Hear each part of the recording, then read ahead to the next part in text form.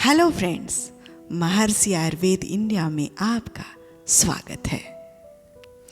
Friends, आज के व्यस्त जीवन में हम अपना खुद का ध्यान रख नहीं पाते, तो उन स्त्रियों के बारे में विचार किया जाए जो गर्भ अवस्था में है तो क्या होगा।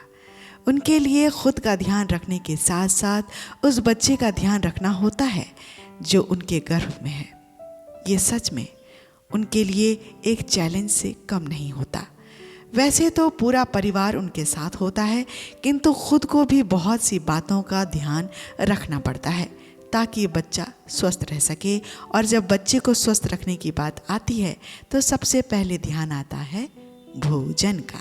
महिलाओं के शरीर में 2 समय पर अनेक बदलाव होते हैं और ये 2 समय है मासिक धर्म और गर्भावस्था।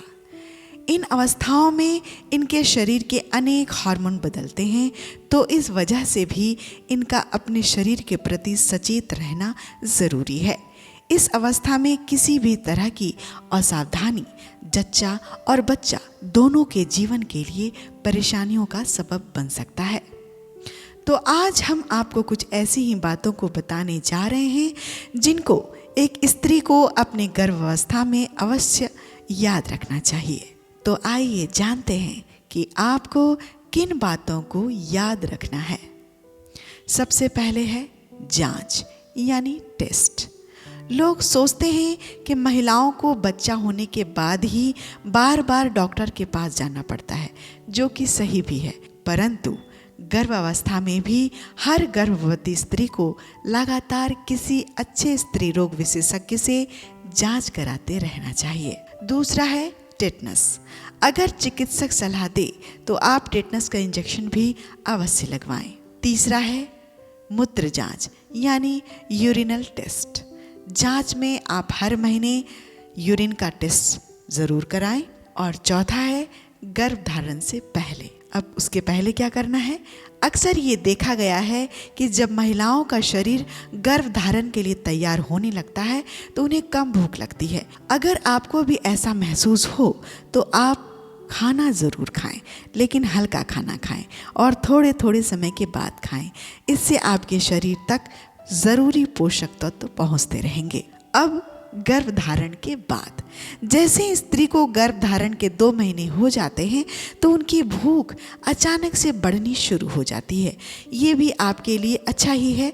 इस समय आपको अपने भोजन में ऐसे आहार को शामिल कर लेना चाहिए जिससे आपके शरीर को ताकत मिले, साथ ही आप शरीर में पानी की कमी भी ना होने दें। अब आइए खाने में पोषक तत्व क्या क्या लेना है। आप अपने आहार में पोषक तत्व जैसे प्रोटीन, कार्बोहाइड्रेट, वसा, विटामिन, खनिज, लवण और आयरन इत्यादि को समुचित मात्रा में जगह दें।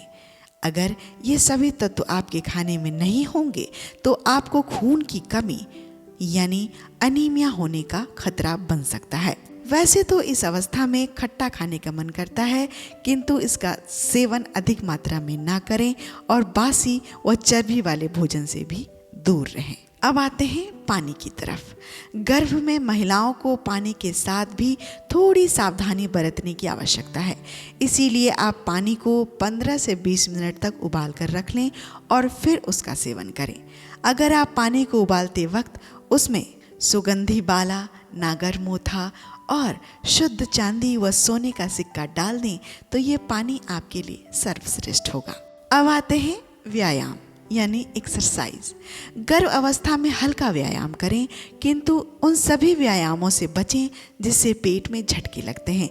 आप दौड़ लगाने, तैराकी करने, घुड़सवारी करने और टेनिस जैसे खेल खेलने से भी बचें।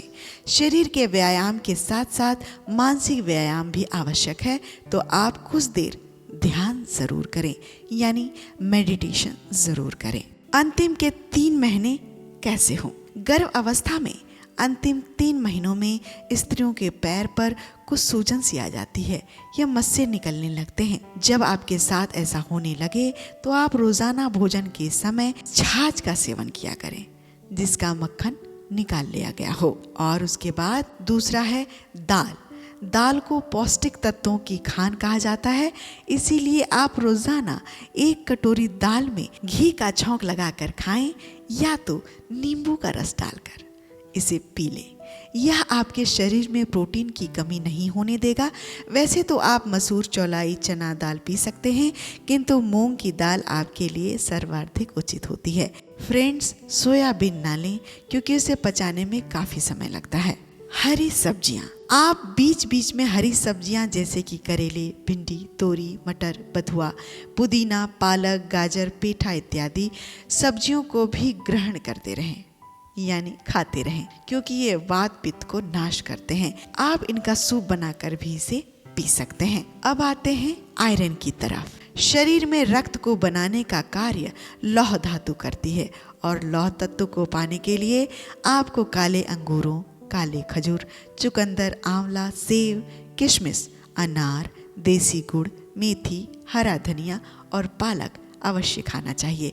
इसके साथ आप वे भोजन भी अवश्य लें जिसमें विटामिन सी की मात्रा अधिक हो, क्योंकि इन सभी को पचाने के लिए आपको विटामिन सी की बहुत आवश्यकता पड़ेगी। अब आते हैं फल की तरफ। आप फलों के रूप में बताए गए पदार्थों के साथ साथ हरा नारियल जिसका जल यानी कि नारियल पानी, स्ट्रॉबेरी, लीची, अनानास, सीताफल, अमरूद, तरबूज और चीकू इत्यादि भी कभी कभी खा सकती हैं, किंतु ध्यान रहे कि आप पपीते का सेवन बिल्कुल भी ना करें, क्योंकि पपीता गर्भपात कराता है। एक बात यह है कि सूर्य के अस्त हो जाने के बाद फलों का सेवन बिल्कुल भी ना करें। अब जानते हैं भोजन का सही समय। आप इसे 3 हिस्सों में बांट सकते हैं या बांट लें।